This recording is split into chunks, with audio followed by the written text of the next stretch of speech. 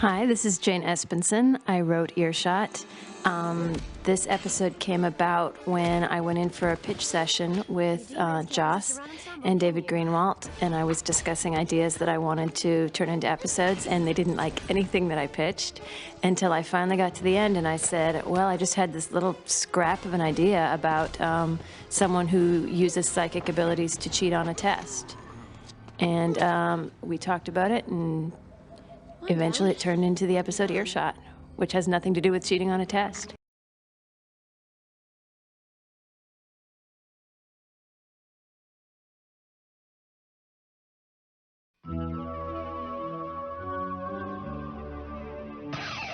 Interesting thing about this episode, in the first draft, when Buffy starts hearing thoughts, all the thoughts that she heard were in her own voice. And this was a way that we knew we could get around when she hears someone say, "This time tomorrow you'll all be dead." How come she doesn't identify the voice? So we thought maybe if you had this ability to hear what people are thinking, if you don't hear their voices, they're not broadcasting to you. What you do is you hear their thoughts in your own voice in your head, which made a lot of sense, but I think ultimately wouldn't have been as satisfying. I think part of the fun of this episode is getting to hear, for example, Cordelia's inner voice and her outer voice next to each other as the same voice. Sunnydale High. We used a high school in Torrance for the exteriors of the high school.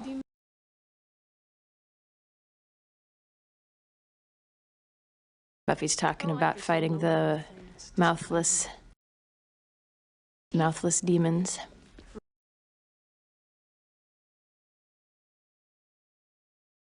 And they're speculating about what's going to happen during the ascension. They don't know yet that the mayor is going to turn into an enormous snake. In fact, I think when I wrote this, I don't think we knew that the mayor was going to turn into a mouthless snake. And so some of this was sort of a little bit of an inside joke about how little we knew about what exactly was going to be happening specifically at the end of the season. We had general ideas, but not very specific yet.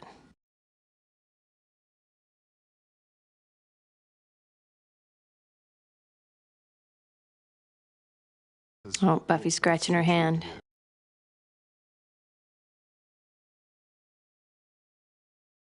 Wesley's a wonderful character. I've written a couple episodes of Angel after this, and really enjoy writing for Wesley. It's kind of fun to see how he's evolved. Here's my name. Yay.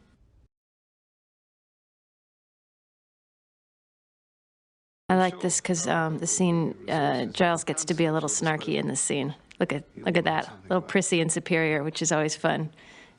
Play a few different aspects of Giles's personality.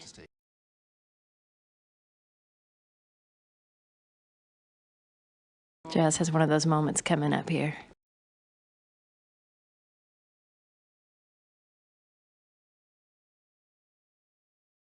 Excellent. Look at that face. Look at that face. It's great.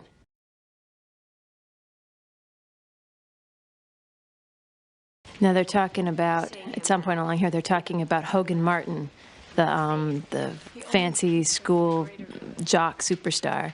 And I actually named Hogan Martin after a guy I went to high school with. Very nice guy who was a gymnast on the school gymnastics team and was very accomplished, but not this character at all. I just picked the name because I always thought it was just the coolest name and extremely memorable. And I needed a name here that you would remember when it came up again later in the episode.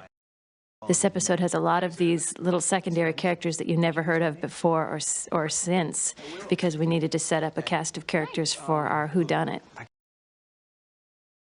I brought back Percy, the character that Willow had been tutoring in a few episodes before this, and introduced Hogan Martin. I'm actually writing a comic book now in which I think I may bring back the Hogan Martin character as someone that Buffy's friends set her up on a date with after Angel leaves.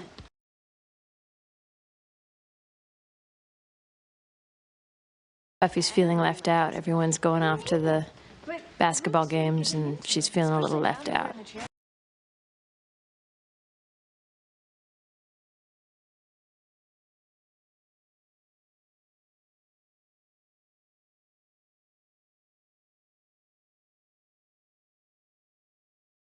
There's a line in here that I always thought was very funny, but every time I've watched this episode with people, nobody else laughs, which is when Giles speculating about what might be causing the problem with her hand. He says, you know, a new fabric softener can cause irritation, which I always thought was just a ludicrous suggestion. You live on a Hellmouth, and he's proposing that perhaps it's her fabric softener.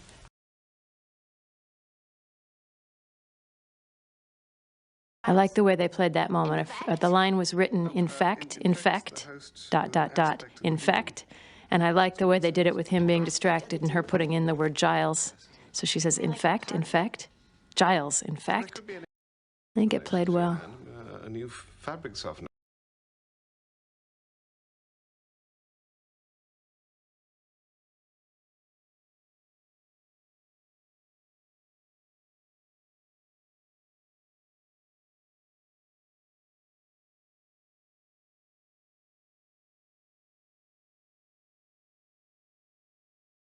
It's so funny to look at them back in high school. It seems like a long time ago.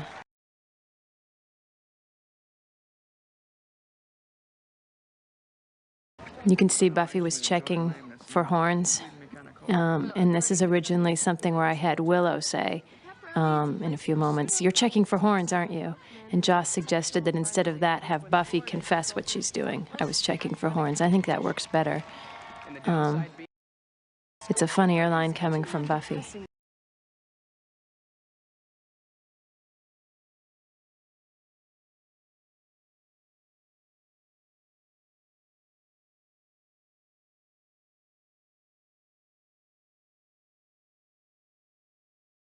I like the way this works. Willow trying to be supportive, and then she gets distracted by the cheerleaders.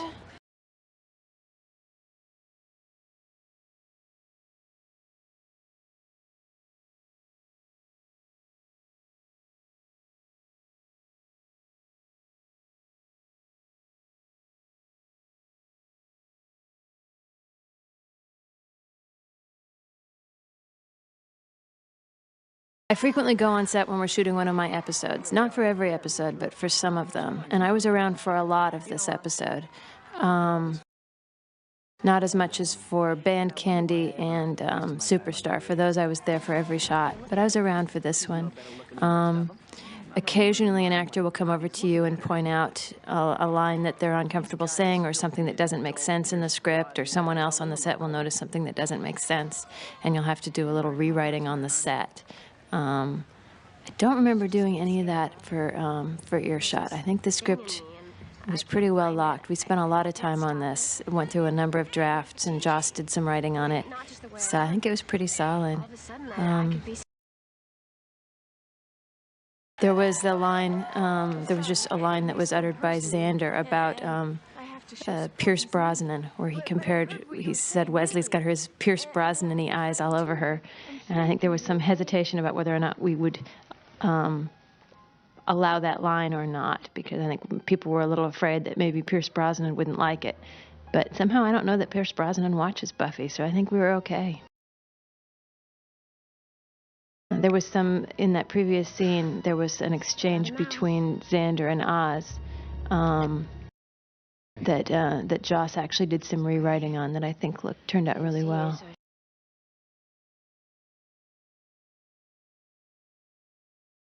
Buffy's wishing she knew what Angel thought. This is the arc of the episode, has to do with, it's a careful what you wish for episode, which is a structure that I like a lot. Band Candy was the same structure, which I wrote in the previous season, or earlier in the same season. It was also season 3. It has to do with Buffy wishes she had something, then she gets it and learns that it's not what she hoped it would be. So in Band Candy, it had to do with she's getting a lot of parental supervision from Giles and Joyce. I wish I didn't have these adults in my life running everything. Then they're not adults anymore, and she realizes she needs them, and she needs them as grown-ups. And in this episode, it's feeling sort of isolated from other people, and gee, I wish I knew what Angel was thinking.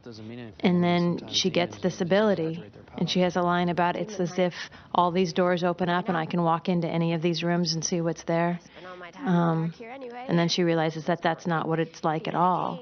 And much later in the episode, after she realizes that it's not a gift at all, she says, it's like people can walk into my head. So her metaphor about the doors has sort of reversed itself, that now suddenly the door's in her head and people are walking into her. So yeah, careful what you wish for. It was nice when David Boreanaz was around. It's fun writing for Angel, but it was really nice having David and Sarah in scenes together. They were always fun to write.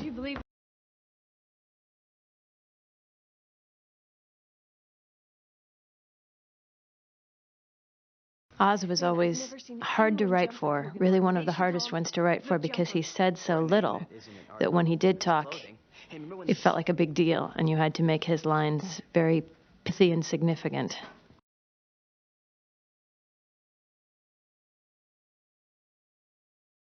Talking about the basketball game that Buffy didn't get to go to. There's a line here that I really like where Cordelia says, I still have knee marks on my back from the pyramid.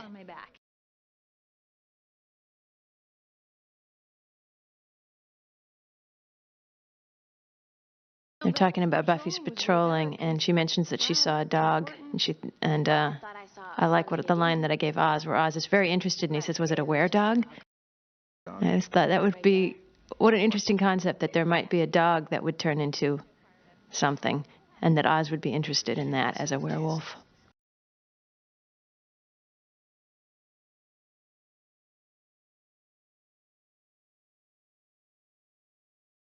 Buffy just overheard Xander's thought, and she realizes she's got this new ability. We're heading into the second act here. Buffy is overhearing people's thoughts.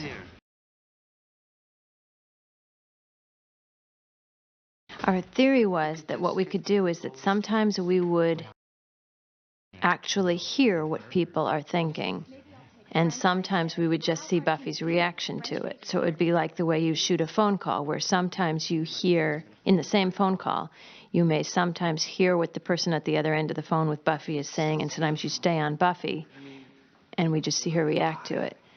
It's not entirely clear that it worked perfectly, because I think there are a few times where we see her react to thoughts that we didn't hear.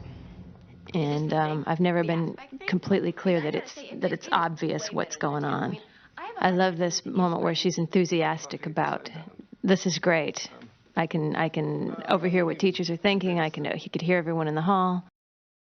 I love it. Happy Buffy is something that's a joy to behold. We give her so much angst. I love it when we can give her moments like this. She's overheard Giles thinking an unflattering thought about her shoes, which I wrote because they had, in a couple episodes before this, I'd noticed that they'd put these really crazy, like pink platform shoes on Buffy. And I just thought they were such great shoes that I thought, might as well have Giles comment on those. In the first draft, I'd actually had him thinking a different thought. I'd had him thinking some very English thought about how she looked bright as a new penny, and I had Buffy make fun of the sort of the stuffiness of that expression. And Joss said that he thought I could do better, and I came up with the line about the cats and the shoes. Buffy.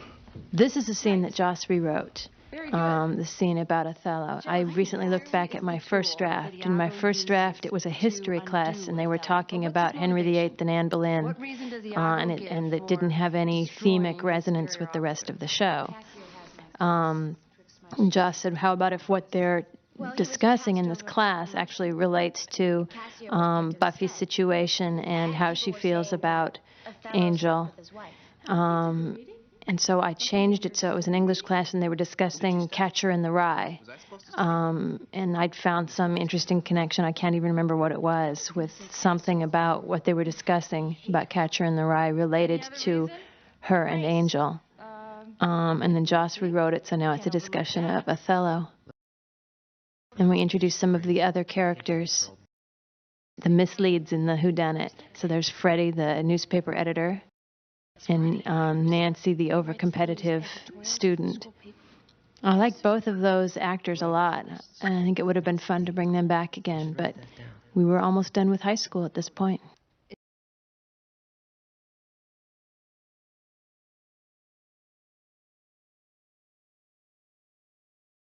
Buffy just said the word spurious. The notion was that she heard the word spurious in her head. She didn't know what it meant, so she just repeated it. Which I think is pretty funny. This is all Joss.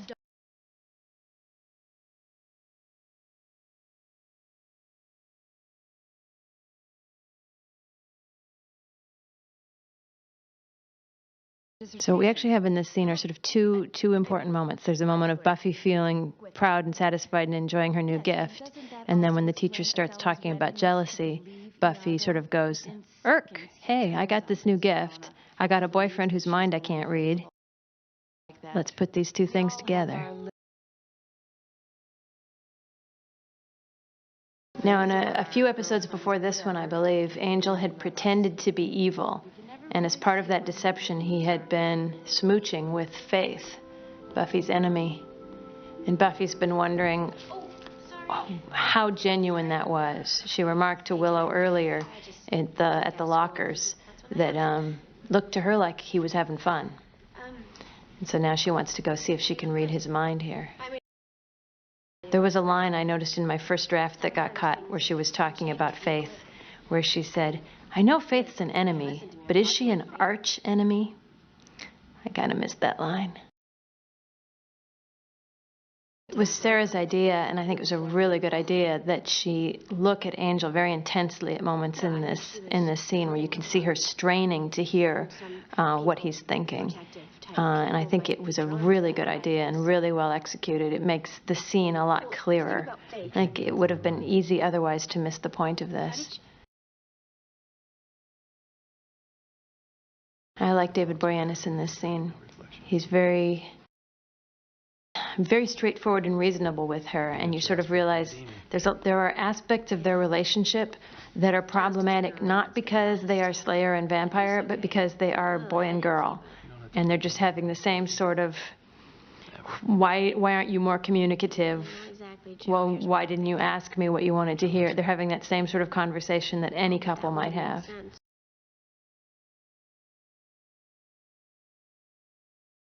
And he also reminds us of the special aspects of a relationship with a vampire here when he talks about how, he's lived 240 years. He's dated a lot of girls. Something kind of unique to them. I'd understand. To Buffy and Angel. I like the way she says, "Oh, this honesty stuff is fun."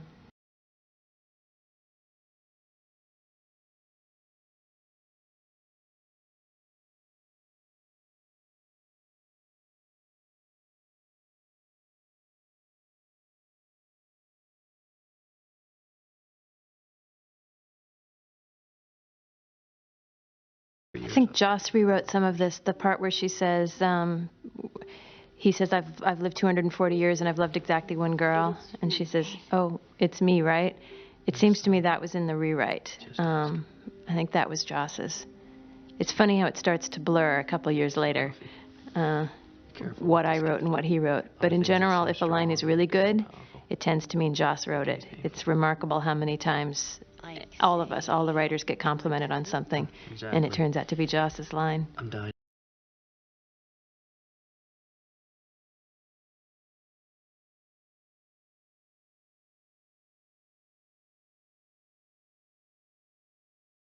This is a very complicated scene, a big library scene. Look at all the people. Had to come up with lines for all of them. You don't want to feel like any character's getting neglected. And in this case, there weren't just all those people. There were all those people's internal voices as well. So it was like writing a scene with, 14 characters. Except, of course, that Cordelia's inner voice and her outer voice are the same, which I adored. I think that worked very well. She was a wonderful character.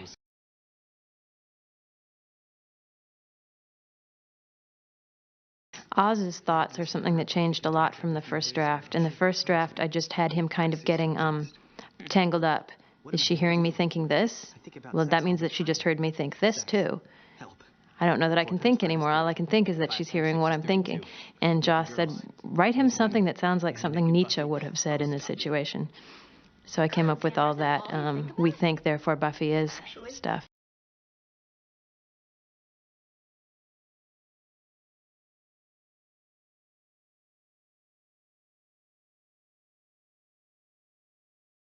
I don't remember if I had the full amount of time to write this episode. It came late in the season, so probably not. At the beginning of the season, we usually have 2 weeks to write an episode. This one was later on. I probably only had a week to write this, and then there would have been a week or so of rewriting. There was a line that I originally had in the scene for Wesley where he's looking at Cordelia and he thinks, if I had but a statue of her so that I might touch heaven. And perhaps slightly overwritten. Perhaps it's best that that line's gone.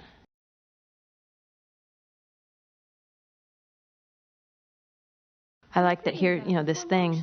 She's been trying to get closer to her friends. She's been feeling excluded from them. And here she's got this thing where she can actually hear their thoughts, and yet it's driving them away. That Willow feels like Buffy's becoming less human because the more special power she has, which I think is an interesting take on the whole specialness of being a Slayer. Wesley saying, can you hear me thinking in here? I could go out in the hall. I like that. I'm getting a headache.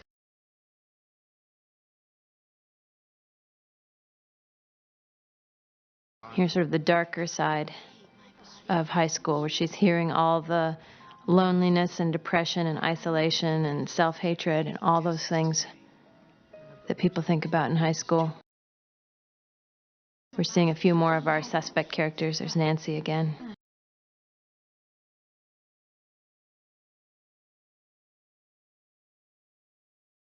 Wesley and Giles discuss what the ultimate result of this gift is.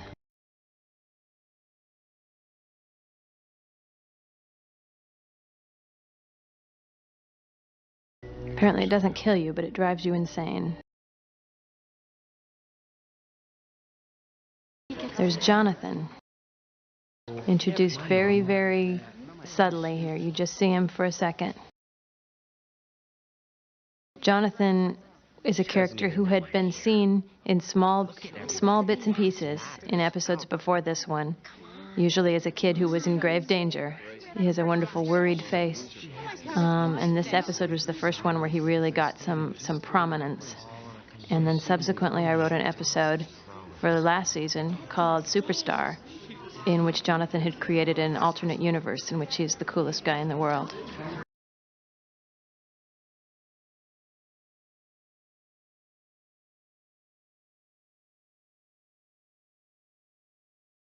Buffy hears the threat, and they treated the voice so you can't really hear if it's a male or a female voice. We come back, we're starting the third act. You see Buffy in detective mode here, trying to figure out who could have had that thought that she overheard.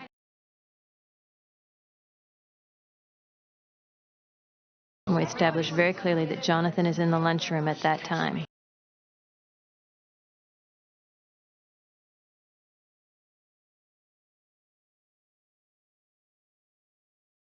This was done with a camera, both.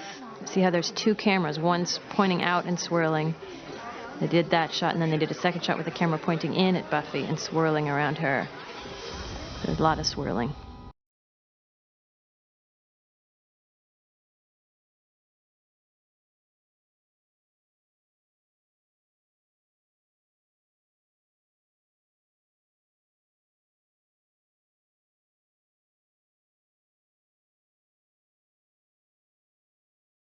There's some lines in this scene, Cordelia's lines, I find hard to understand. The lines that Buffy overhears, if you hear everyone expressing concern about Buffy, and then if you listen carefully, you can hear that Cordelia is just thinking, I'm cold. And then later on, everyone starts thinking even more concern about Buffy, and Cordelia thinks, I'm not getting any warmer.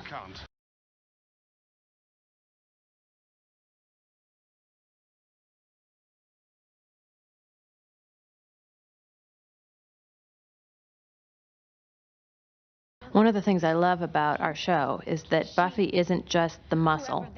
Being the Slayer also makes you the general. She has to be the one to figure out how they're going to approach all their crises. So this is a great scene of her, even as she is sick and being led away, she's still directing everyone, go do this, make a list, find out who's in that cafeteria, and don't just have it be the students, everyone. I think a lot of people have the misconception that this sort of show is about an airhead who happens to have strength, and it's not. Buffy is very smart.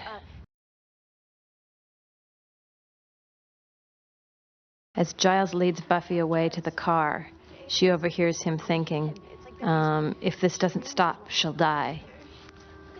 And I'm not really certain I like the line reading that we picked for that. I think it sounds a little overdramatic. I wish it sounded a little more matter-of-fact, the way he thinks that. I'm sure that was our problem in selecting which of the line readings he gave us, not Tony's problem.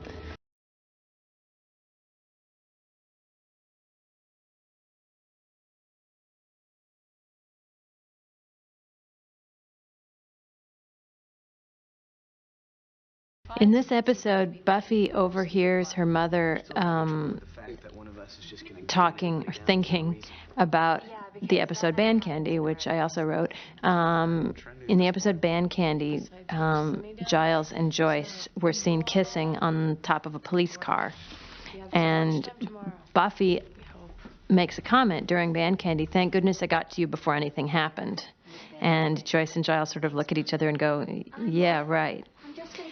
To my surprise, a lot of people were confused about exactly how far Giles and Joyce had gone.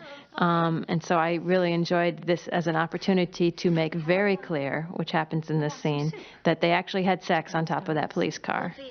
I just sort of wanted America to know that, I guess.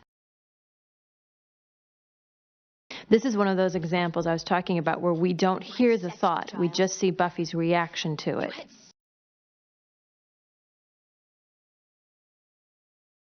Which for this particular joke absolutely had to be structured that way.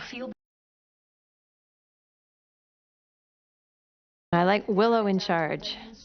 Willow has to organize the effort in Buffy's absence. And I like that she does it in a very teacherly way, where she's got worksheets and she instructs them all to write neatly and label their work.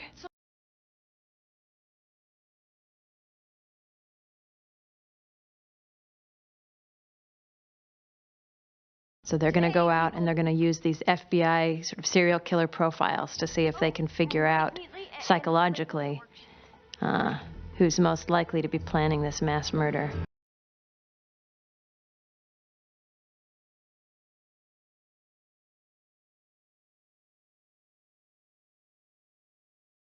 Here's a scene in which Willow interrogates Jonathan. This scene is an explicit reference to a scene in a previous episode. There was an episode about the swim team turning into sort of creatures from the Black Lagoon kind of monsters. And in that episode, Willow interrogated Jonathan. So this is a callback to that scene in which Jonathan just doesn't have a clue what Willow's getting at.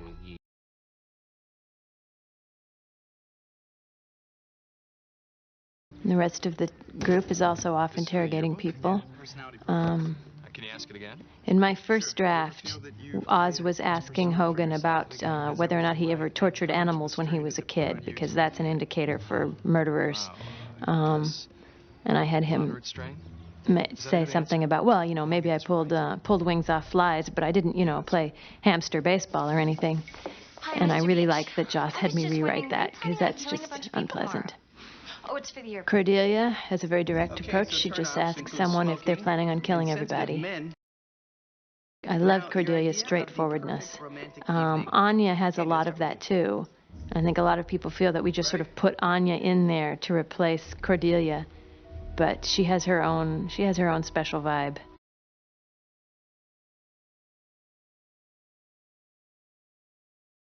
These headlines are supposed to indicate this sort of tough, really depressed, morose view of the world that Freddy has, that's supposed to indicate that he would be a likely killer. I'm not actually sure that they were hard-edged enough for that really to come across. But the fact that Freddy was hiding from Oz did come across and made pretty clear that he looks like a good suspect at this point. Buffy's getting to where she can't shut out the thoughts. She's hearing the thoughts of everyone in the neighborhood. I love whodunits. I love Agatha Christie, and I love the idea of setting up this cast of characters, all of whom have a good motive and opportunity. They were all mentioned as being in that cafeteria, so we know they could have been there to have that thought. Obviously, the structure of this, the entire staff works together to break a story. So I can't really take credit for the complex whodunit structure of it, but it was a lot of fun to do the writing of it. Angel has taken it upon himself. We don't see any scenes in which Giles and Wesley approach Angel and say, we need the heart of this demon. So we don't know whether Angel knew that or whether they came to him and said that they needed the heart of the demon to cure Buffy. But we do get to see Angel in action without Buffy. Which wasn't something we saw a lot on Buffy before he got his own show. So that was kind of nice. Angel's out retrieving the heart of the demon. In my first draft, I mentioned that the heart of the demon actually needed to be pureed. I don't remember if that stayed in the final draft or not. I like Nancy a lot. I wish we could have kept her for another episode.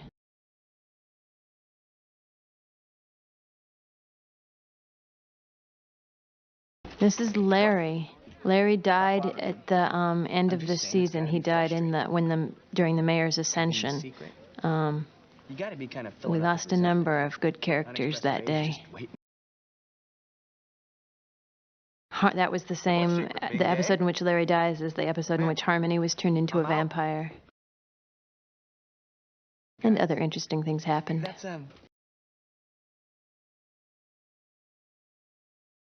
Larry's under the impression that Xander is gay, too. Now, if you'll notice, you just saw Freddy run by in the background. These scenes were actually in the script in a different order. So this scene was supposed to come after the scene that follows it, in which we see Larry running from Oz. This is supposed to be him. He runs away, and then he runs through the scene with Larry and Xander. These scenes were reordered. And it makes perfect sense this way. He could have been running and then arrived at the office where Oz was. But that's not how I originally intended it.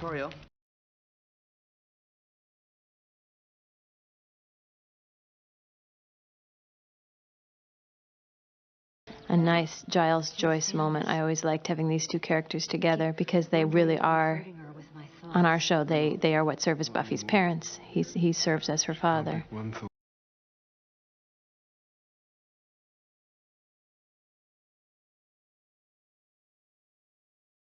Potion is actually glowing. They put some sort of fluorescent thing in it, and those are actual chunks of meat floating in it. The top of it is capped so that Sarah doesn't actually drink any of it, because that would be gross. It's a little disconcerting that the potion looks so much like a lava lamp. Maybe if we'd picked a different shape container, it wouldn't so forcibly remind me of a lava lamp. We're back at the high school in Torrance, where we shot these courtyard scenes, and we actually constructed this bell tower. There is no bell tower on this high school. And oh my goodness, we find out that Jonathan has brought a gun to school.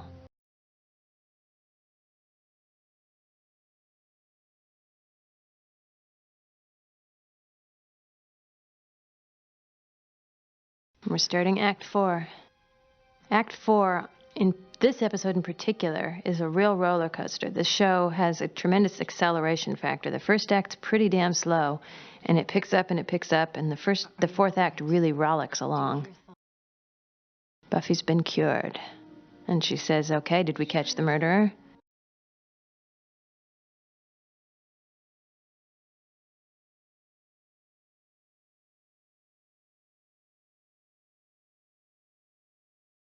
Big confrontation. I like the fact that there is a double mislead in this episode where we think we found the murderer twice, and we're wrong.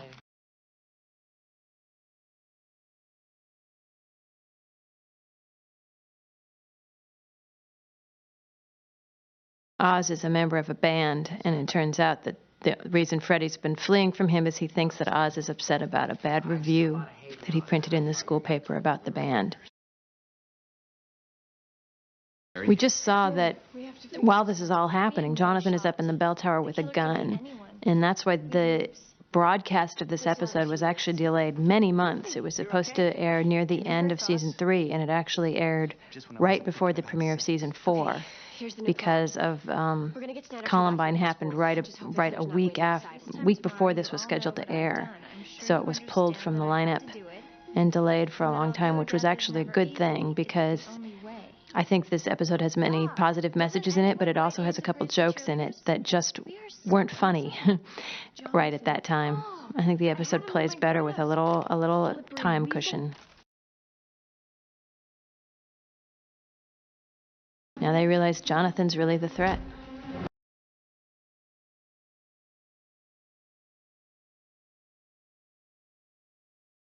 For Jonathan. Cordelia is just looking for short boys in striped shirts. So you'll notice in her scene where she's looking for Jonathan, she's grabbing all the short guys. Xander's distracted by Jello, however. Here Cordelia is. She looks at them very carefully to make sure that they're not Jonathan. I like that.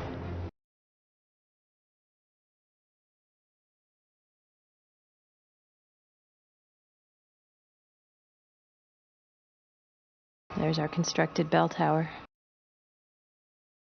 Buffy does a very cool stunt here.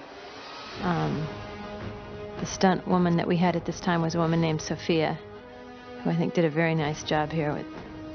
That's her running up the banister. And then this incredible flip. I love that.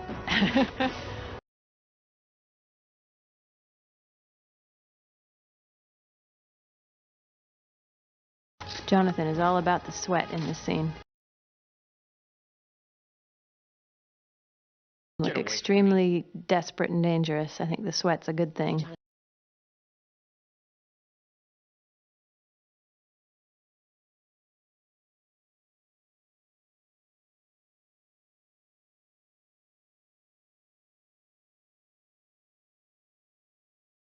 Danny Strong plays Jonathan, and I think he does a great job here. He's an actor who, because Jonathan's role had always been so small up to this point, I'm not sure anyone knew if he would be able to do this. I mean, this is a really intense scene, and he does a great job.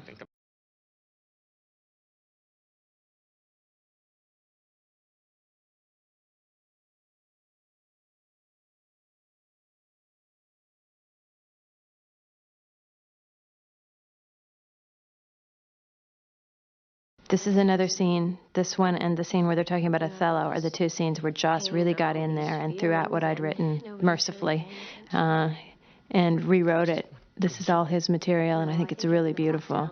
There are a few lines that really jump out at me, particularly when Jonathan says, "Stop using my name like we're friends." And when Buffy says later on, "You know, I could have taken that gun away at any time," where you sort of go, "Oh yeah, that's right." She was giving him some dignity. She left him with the option of handing it over voluntarily. And I love the message of this scene, that you feel like everyone's looking at you. In fact, they're not really paying attention to you because they are in terrible pain themselves. In my first draft, after Buffy explained that, I had Jonathan say, "Wow, this place is really a hellhole." And Buffy says, "In a couple different ways, yeah."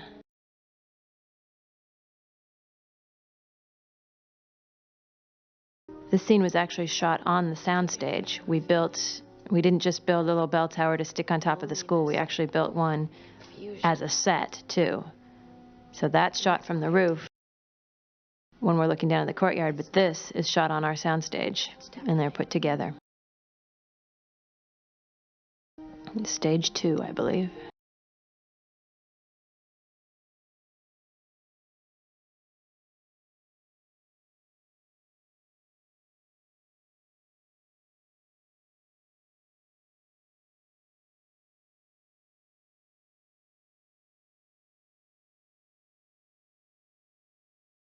And here we find out, Jonathan reveals that he wasn't here to kill everybody. He was here to kill himself, which is very much in character with Jonathan. In the episode later called Superstar, again, he sort of goes the other way. He tries to solve all his problems with one grand dramatic gesture, only he sort of goes the other way. Instead of eliminating himself, he makes himself the most important guy in the world.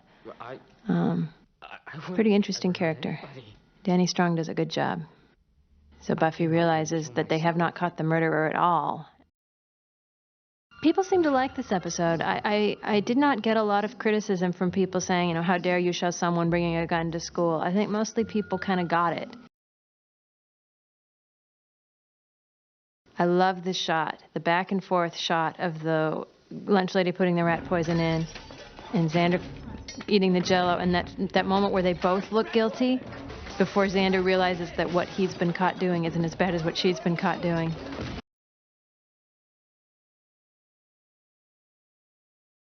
I like how Buffy catches the cleaver. And we realized that there was a line very early on after Buffy passed out in the lunchroom where Xander jokingly said, "I bet it's the lunch lady. She's been trying to kill us for years with that mulligan stew." Joss was the one who was very insistent that there be a line early on about the lunch lady. Oh, you can see how much the stunt person does not look like the lunch lady. It's a stunt woman. I think a lot of people probably think that it's a stunt man that's been made up, but it's actually a stunt woman. It just isn't a very good body match. I wish that looked a little better. And I'm not sure what's up with this skirt.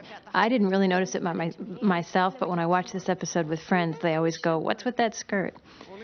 I suspect that must mean it's high fashion, and I just don't get it. But people's reaction to this episode were pretty positive. I think they understood that the message under it was good. The message was, this is not how you solve problems. The gun is not the right way. Actually, in my first draft, Buffy took that gun, and she ended up defeating the lunch lady with that gun. She took that gun with her to the cafeteria, and Joss pointed out that we shouldn't even have Buffy, in the name of goodness and truth, carrying a gun at school. That's an excellent point. And here Buffy reveals to Giles that she knows that Giles and Joyce had sex. Something that I like how our show does not suddenly drop facts. They remain true for the whole run of the series. So it'll always be true they had sex.